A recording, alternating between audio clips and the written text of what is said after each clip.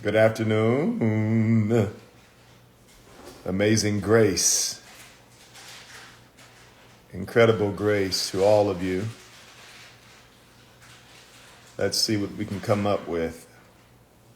Hey, what's up, everybody? I know I wasn't on yesterday. I was a bit down, caught a bug, but I'm back, and I'm back in actions. Apostle Mike Hathaway, hey. D. Collins Business, James Parker Jr. What's up? Grace to all of you. Grace to all of you. The only Atkinson. So much grace, man. Bonjour. Oh. Bonsoir. I don't know. I'll give up. Pastor Josh, I just got my Coke and my notepad ready. Good. Faithful student. Faithful student. Hey, Desi. Can't wait to see you, hun. Bonjour, mon amour. Oh, that's how you say it, ma? Here's the deal. Half my church is from somebody's island, or they speak French or something like that, or Creole. I got to catch up. What's up? What's up? What's up? What's up? What's up? What's up? What's up? What's up? What's up? I am Jermaine Gross. Hey, man. Daniel Smart Ministries, blessings to you. What's up? Alec Bryant. I am always elated and humble when you guys tune in to hear what I've got to say. I'm not one of those that think that you owe me that. So I'm humble that you guys would stop what you're doing and listen to anything I've got to say. New Zealand in the house. What's going on? Hey, tell your wife hello. Is that Prophet Mark? I sure will. She just went into the garage again. She's going to get the babies, but she's out there probably doing some push-ups or something. Listen. The woman of God was already on a real unique diet. Now she decided that she completely vegan, don't like dairy, and it's just, just pray, just please pray. It gets complicated and more complicated every year around the Stevenson household. And the thing is I'm the only one in my house that eats the way that I do. My kids don't like soul food, and I like everything smothered and covered and fried. And my kids be eating lettuce and what you call that stuff, Karen? Sauerkraut. They be eating sauerkraut and all that stuff for snacks, and I like Flaming Hots with cheese and I don't care. So my anxiety is coming up. All right. Anyway, I've got a tremendous amount of feedback from my last two lives on the subject of depression, and there's been so many people that have reached out and let me know that the teachings or the encouragements have blessed them. So I'm excited that I was able to give you this information on this platform, in this format, while it's still broad. Because, again, I made mention of the fact that I got a few things going on where it's going to be a little narrow and a bit more exclusive. So thank you for all of you that shared it, that took notes from it. I'm always very blessed when you do that. Listen to me. I will be in New York City tomorrow night, starting our prophetic revival. And I always enjoy having the opportunity to share God's mind and God's heart with his people, those that he loves and those that he cares about to know. And it's always a blessing. I never get used to watching the Spirit of grace address the details of people's lives. And it's been something that I've always wanted to keep before me, that I never want to get used to. I never want to get used to watching God express himself and his heart and his plan and his intent towards his people. Unlike very many others, I don't prophesy because I don't have anything else to do. I don't prophesy to prove a point or to further emboss or signify who I am or my ability. I really do try my best to incline my eye and lend my ear to see what the Spirit of grace has to say concerning peoples and their details. It's in the details. That's where the devil likes to depress, distract, discourage, curse. And so I often enjoy, the point I'm making is anytime I have the opportunity to spend time ministering prophetically to God's people, I enjoy it. So tomorrow night we kick off, and then it's twice on Sunday. So it'll be 310 Riverside Drive in New York City. And it will be there. I will be there, tomorrow night as we kick it off. So find a friend, a neighbor, a loved one, and bring them out. And if you've ever been or you've never been in a service with me, if you've never been in a service with me, and typically as a power of God, the Spirit of God begins to move, I'm probably going to move out in some level of demonstration, because I believe, and it's a huge value system of mine, that you should not decree and declare what you should not be able to demonstrate. If we preaching healing, he should be healing. If we're talking about God talking, he should be talking. So that's what I'm on. God bless you, Fabian. I hope to see you soon. All right, so Friday, we're going to be in worship. And one of the things that you need to know about the worship at All Nations Worship Assembly of Chicago is that it's something that actually provokes the spirit of prophecy. It's very, very, very powerful. And as worship happens, we end up being able to develop and cultivate a sensitivity church-wide. It's a cultural thing where we end up experiencing God talk to everybody, whether they get prophesied to or not. The Holy Ghost starts talking. Folks hit the altar. They hit the floor.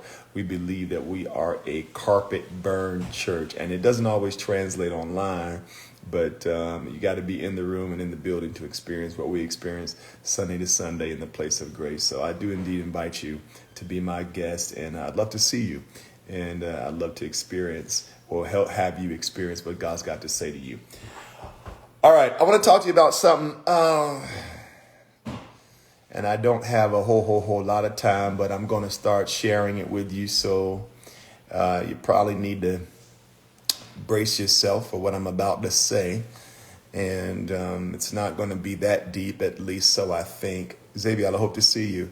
But there are things that I say that I don't think are profound, that people be like, oh my God, I've just never heard it expressed or articulated that way. And this may indeed be one of those particular things.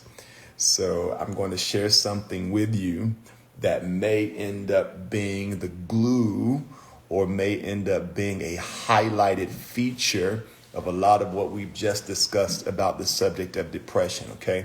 So you will have to have had kept up with the last two lives that I did on depression to understand why this is in fact important, or what I'm about to share with you will guide you through or coach you through this particular session. It's going to be like a part 3, but this subject matter is going to be broader than depression. Again, if you've not watched my last 2 lives on depression, it would probably benefit you to do so. Okay, and benefit you to take some notes so you can understand why this is a very important part as we sojourn through the soul and make us or pursue a level of stability for the rigors of the season. One of the things that the Lord did say to me at the top of this year was that it would be a year of difficult and complicated assignments. And, saying things like that is always hard.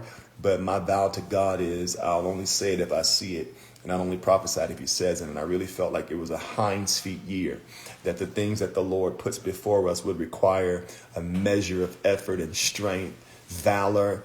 He talked to me about valiant men and doing things like that. So I expect that we will be positioned to do things that make us stronger, more wise, more sagacious, more broad, more ambidextrous to handle complicated assignments. He told me that he was putting oil he was putting oil in the ram's horn and pouring new oil on the heads of men, but for things that they did not believe that they could be able to do. That's something that the Spirit of Grace shared with me at the top of the year. And so in giving this information, it is about the soul and the soulish realm. And often I've said, both in preaching and in personal ministry, there's a lot of emphasis or a lot of insight on how to be spiritual, or how to walk in the Spirit. But a major complication of that is what's happening in and what's going on in the realm of the soul. And I found out that with ministering to, discipling, listening to, walking with, loving on gifted people, conceptualizing that is spiritual is not always the hardest part. You've got the scriptures, you've got the ethereal, you've got worship, you've got an interest in that is spiritual, whether it's heavenly or whether it's demonic, dark or light. But there is not a whole bunch of information on the management of the soul, the guardianship of the soul, the stewardship of the soul. So when I come out and I start talking to you about stuff like depression and heaviness and grief and guilt and sorrow and sadness, a lot of the challenge is it requires some soul investigation. And the parts of you that are spiritual are perfect because it comes from God. All of it is manufactured by God. But there is one area that you have management over, and it's your soul, your mind, your will, your emotions, your thoughts, and your intellect. And that's where people are losing the war. Singers sing, soul sick. Preachers can preach, soul sick.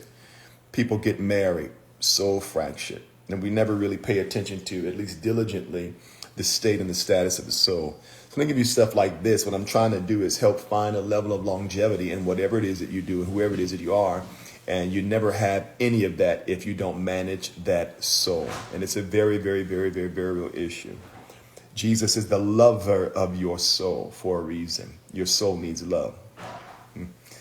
Now, I mentioned some things throughout our last two lives, and I'm going to highlight some things that will be an addendum to those things. Pastor Gino, I love you as well. That's going to help you kind of think through where you are in your life, what you want to see out of this particular year, and what you want to come out of it. All right. There is a thing, a reality that we've got to discuss when we're dealing with our emotional selves, whether it's chemical, character, or otherwise.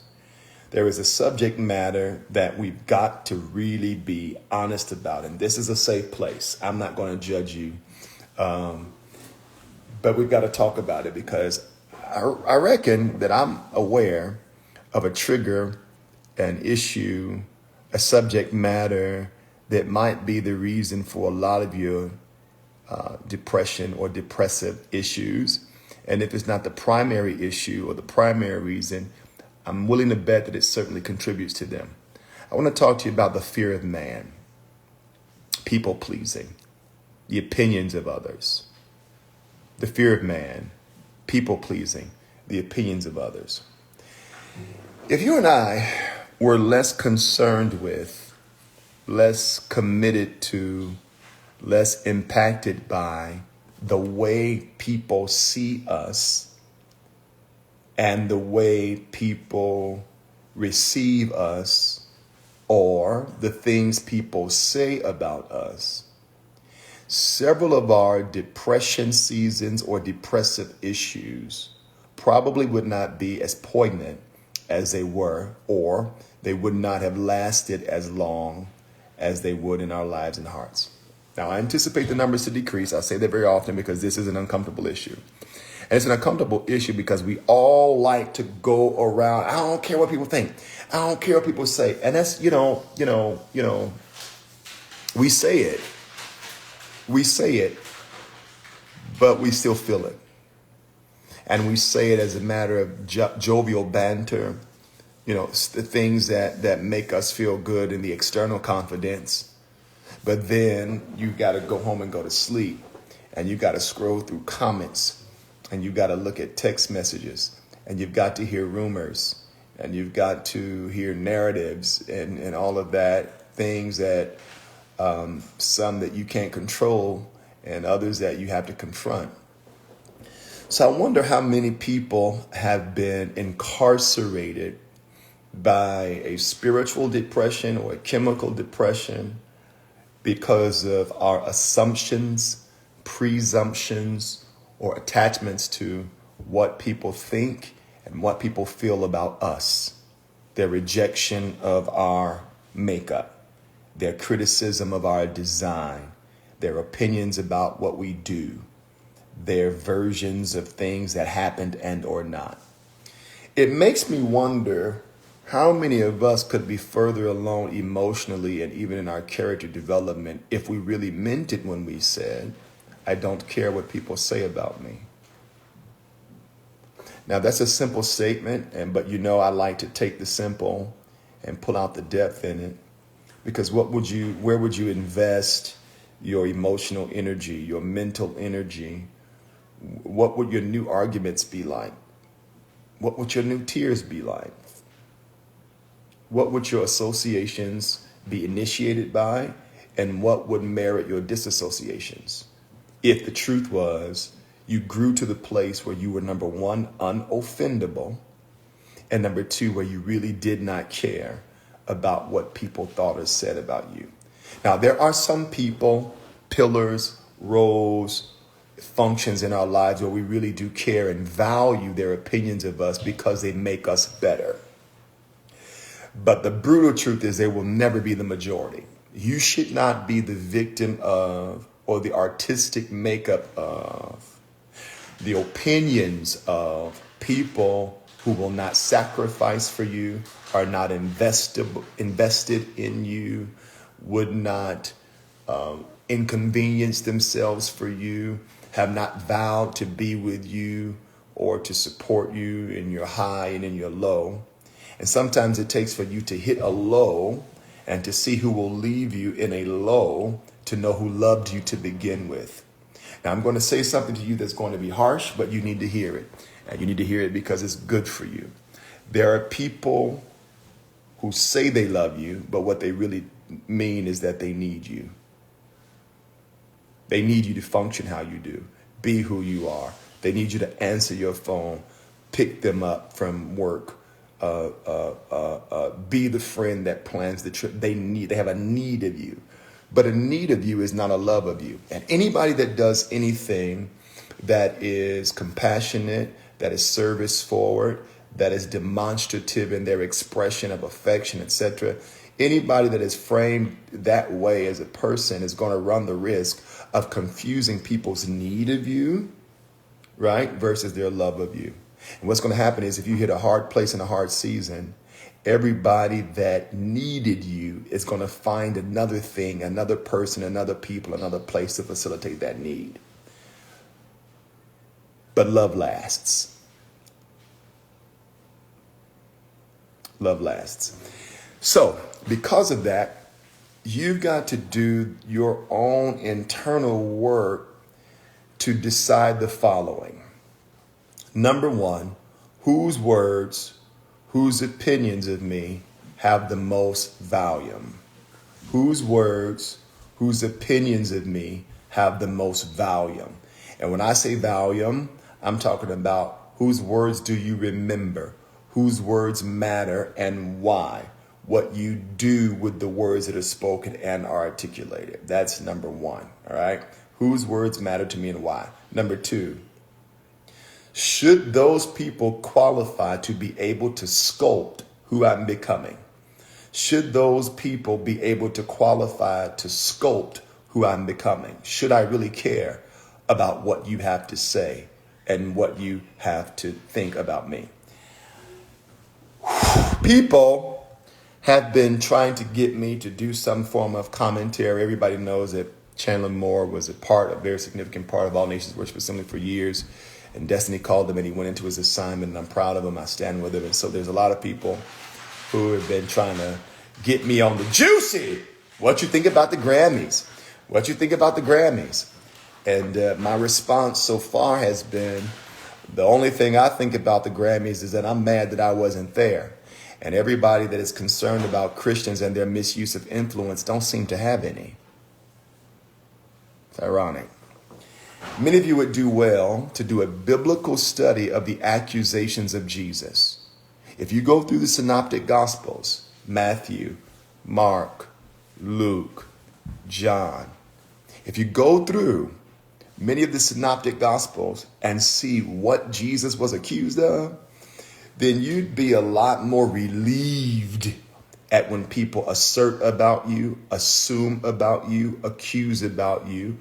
Because Jesus, he got called a drunk. He got called a lover of prostitutes. He got called anything he was associated and affiliated with. But he was willing to risk his reputation for the deliverance of another people. That's what I've got to say. Herod, the king accused him. Herod accused him. Pilate accused him. He got accused by some of the people that was with him, his followers. And so many of us, we study the praises of Jesus, but you need to probably study the accusations of Jesus. And you'll understand why what people have to say about you should never have no real weight in the contribution of your identity. It should be a small select group of people whose heart interest is positive toward your productivity, your prosperity, who don't laugh when you trip, who don't cackle when you slip, who don't celebrate when it looks like you've taken a fall or something like that. You need to be aware. And you also need to be aware of those that have made a habit of going in and out of your life, the intimate quarters of your heart and your intellectual and your mental space. If they can't settle down in you relationally, then you need to put less volume on what they have to say with regard to their opinions about you.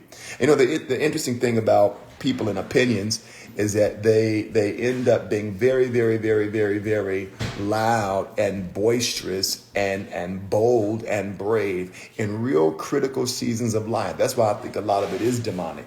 I think the devil knows how we respond to opinions and words, and especially for those of us that have experienced an onslaught of lies. When something is just a lie and you can't, even the score or settle the balance on it, and you feel robbed to some degree, raped to other degrees. But the problem is the lifespan of those sentences, those accusations, and those words in your soul. Now, here are two realities that you need to receive. Number one, there's nothing you're going to ever be able to do. You can't get good enough. You can't get bad enough for people to not say bad stuff about you. When Jesus said all manner of evil, Jesus said they will scorn you, and scourge you was the word, in their synagogues. They mean to be beat in the church. And they will speak all manner of evil against you. That means that nothing is off limits. All right. So the first thing you need to know is you won't be able to be nice enough. You won't be able to give enough teddy bears or birthday cards, or you won't be able to go to enough graduations or enough family reunions, or you won't be able to make enough cakes, and you will not be able to buy people's approval of you. This is directly connected to a lot of what I taught you about depression, is because a lot of people are battling in the wrestling ring of depression because they are attached to the cohesive bindings of people's criticism, thoughts, judgments, assertions, assumptions. You can't do it. So resolve it. The second thing is this: even if you're frustrated about what people say or have said, if you get mad about an accusation or an assumption, or a lie or a smear, if that affects you, you're a human being, right? So it might have the right to affect you, but you get to determine its lifespan. Where emotional maturity comes in is if it makes you mad. So-and-so said this, so-and-so said that. This was in my comments. This was said about me and it's not true. If it makes you mad, okay, respond humanly. Bam, I'm ticked. This is not true. People are dumb. I can't believe he said that. I can't believe she did that. But here is where we lose the battle. And I say we because I'm not excluded. We lose the battle by letting it live too long in the heart. You can't do nothing about what people say. And you cannot and should not enroll in the business of controlling what they think. So if that's a battle for you, you have a deeper issue of rejection and wanting to be loved by everybody, and wanting your motive to be seen well, and wanting to be embraced by everybody. And that is just not realism, and that's just not life. Kill that version of you that wants everyone to like you, because being liked is like a swimming pool. It is a necessity, and you must surrender your need to be liked and see it as an amenity, but not something that's necessary for you to become your best self or pursue your goal and your purpose in God. The second thing is where the warfare comes in. Determine the death of that sentence. Determine the flatline moment of that sentence. It works like this. All right, Frank said he ain't like my outfit. It's stupid, and a man of God shouldn't wear it. Now, knowing me, my weakness and strength is I got a spirit in my mouth, and it works both to the life of things and to the death of some others. So knowing me, here's the exercise. I would go in and be like, Frank, you have nothing, you know nothing, you've been nowhere, you've seen nothing, you're aspiring to be where I am. And because of that, you have to have a cat on your profile. And so I don't even know why you found the bravery to say this when you're cowardly. You won't even show your face. If I were you, I'd hate me too. Those are the nasty, soulish thoughts that, albeit true, would come up in my heart, and then I have to find a way to get rid of it. Because if that lingers in me too long, it's going to ferment. All right. So where I should go maturely with the gifts of the Spirit, I'm sorry, with the fruit of the Spirit and the character of Jesus is, I should go here. I should be like, can't believe somebody had the time of day to say that, to do that, to think about that. Wow, they really committed to typing that whole essay out as if I would care. But if I think about it too long, I actually do care. So let me just stop thinking about it. Do you see what I mean? It happened. I can't control what they said. I can't fashion or form what they think, what their judgments are about me. But what I can do is limit how long it lives in my head. I do not have to extend the lifespan of that thought, that judgment, that criticism, that lie in me. I can kill it internally. I can't control if it lives externally. People will chatter and move it because Christians love a good story. I mean, y'all love daytime TV. You're so bored. You just love it. And, because we love soap operas, the only thing that a rumor, which I think is the native tongue of the idiot, the only thing that a rumor needs to have any type of rhythm behind it is to be said. It can come from a person that's not believable. It can come from a person that's jealous, envious, has other intent or motive, but there is an appetite in the flesh for that. Okay. So because that is the case and you can't escape it, no matter what your level of success is, what your level of accomplishment is, what your level of advancement is, what your level of maturity is, what your age bracket is, it doesn't matter. At the end of the day, what you've got to do is decide when it dies. That's how you deal with the opinions of men. That's how you deal with criticisms of men. That's how you deal with lies about you. That's how you deal with attacks against your character, against your product, against your thing. That's how you do it. You decide when it dies. And here's the issue. You have the power to do that. And don't let the devil make you think that you don't have the power to do that. You don't have to just surrender to the impacts or the impact or the weight or the stress of people's statements about you or their opinions about you. Even if it comes up in your heart or in your soul, you can absolutely decide time of death, 3:57 p.m. I will not entertain it. I will not tolerate it. I won't think about it. Because if you do, I'm going to tell you the secret to it. The more often you think about it and the more frequently it comes up in your mind. I can't believe that's my pastor and he said that. I can't believe that's my congregant and they said that. I can't believe that's my supervisor and they said that. I can't believe you used to be my friend and you went out and told that. I can't believe after all of it, what's happening is you are metastasizing that thing. You are expanding it in your heart. And I'm going to tell you what it's going to do. It's going to go from one area in your mind to another. It'll start with you being mad or resentful at your purpose. Jesus. It'll go to your calling. It'll go to your generosity. It'll go to your desire or the depth of your love. It'll go to your compassion and it'll go to your forgiveness quotient.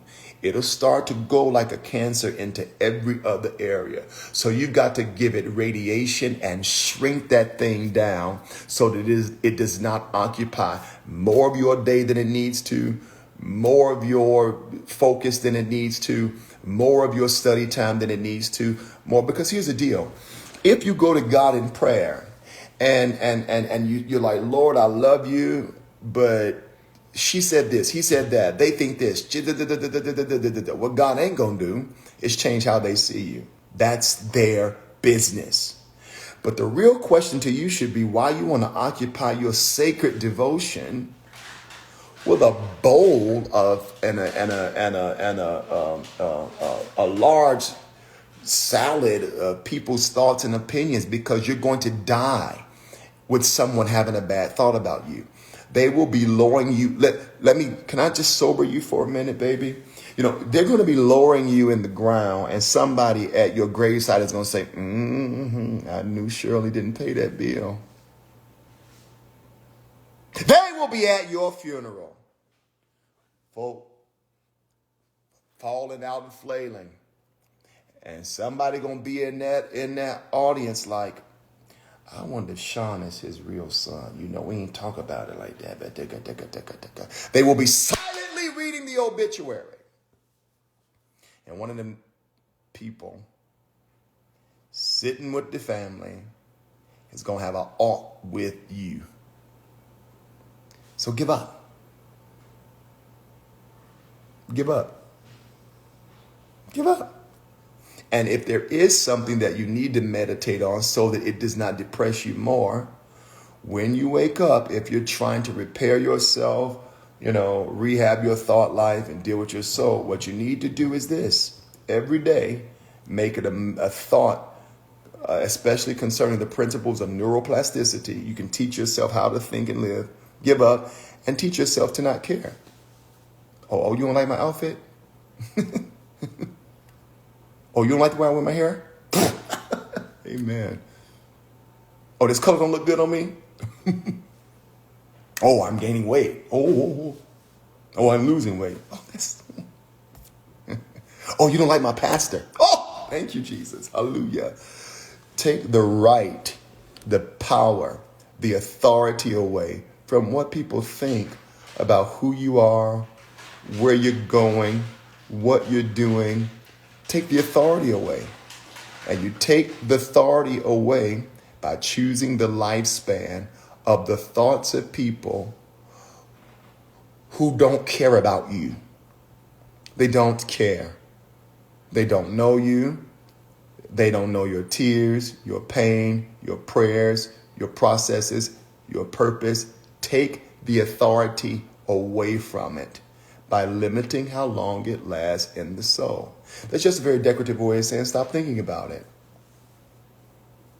Stop thinking about it. I don't care. And it's not me being a jerk. It's not me being rude or butthole. In order for you to advance, you have to have a strategy to deal with people's opinions. Period. You will not make any forward progress in life if you consistently take the time to pause, to consider everybody's opinion about you. I thank God that there was no political process in heaven concerning who he would make me be. I praise the Lord Jesus that he didn't ask your opinion before he anointed me. Oh, blessed be his name. I magnify him that what you think about me don't determine how he uses me. So yeah, you got to limit. Stop it in your head. You can't stop it externally, but you can decide how long you think about it. I want you to really think about where you are with this and how in the past you may have reacted and you may have responded to people's attitudes about who you are, how you are, where you're going, what you have, whatever the accoutrements around who you are supposed to be. And figure out if it has impacted you in one of those areas of depression and in one of those areas of heaviness. If you're heavy because of what they think or because of how they see you, you've got to cut the lifespan of it all. The alternate is this.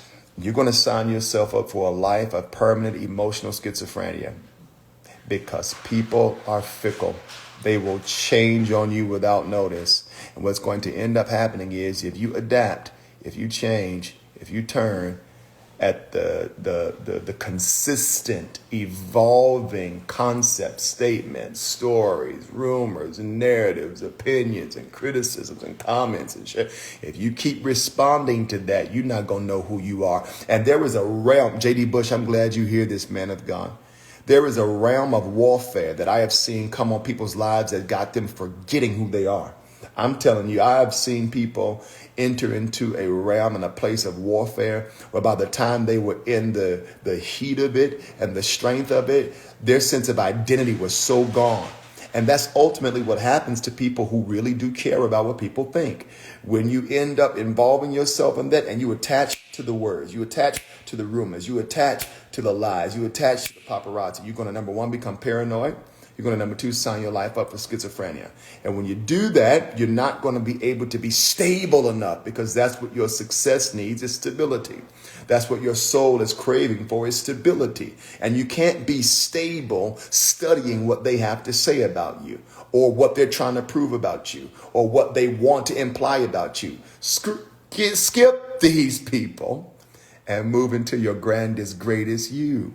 So you need to be able to teach yourself that. It's a skill. That's what I want you to get to. It's a skill. It's a skill. It's a skill. It's an emotional skill. You got to be able to kill off the length of time that your naysayers live in your head and your soul. And sometimes the sad part is, in my story, it wasn't even the naysayers. I've had people, anyway. So, you got to, you got to be very cautious about what level of oxygen and air that you give these people in your mind, in your heart. Here is my paternal admonishment.